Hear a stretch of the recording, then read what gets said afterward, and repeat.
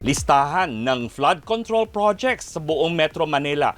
Hinihingi ng Malacanang sa Metro Manila Council para sa investigasyon sa mga maanomalyang proyekto. Narito ang balitang kumpirmado, sigurado, Radyo Patrol, Marlene Padiernos. Doc Dennis, inihahanda na ng Metro Manila Council ang mga listahan ng flood control projects sa lahat ng lokal na pamahalaan sa Metro Manila.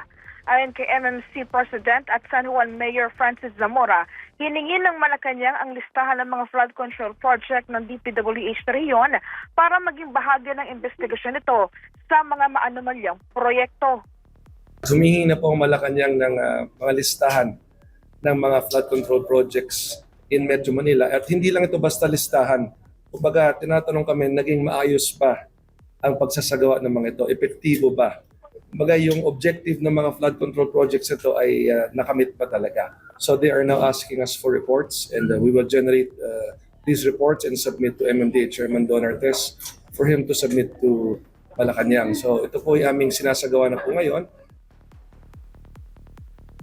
Sabi ni Zamora, marami sa kanyang mga kapwa-alkalde sa Metro Manila ang may hinaing sa mga proyekto ng DPWH dahil sa hindi ito pakikipag-ugnayan sa mga LGU at bigla-bigla na lamang na paghuhukay o nagsisimula ng kanilang proyekto. Aniya, mas maigi kung alamin muna ng DPWH ang pangailangan ng isang lungsod bago magsimula sa isang proyekto para masigurong hindi masasayang ang pondo.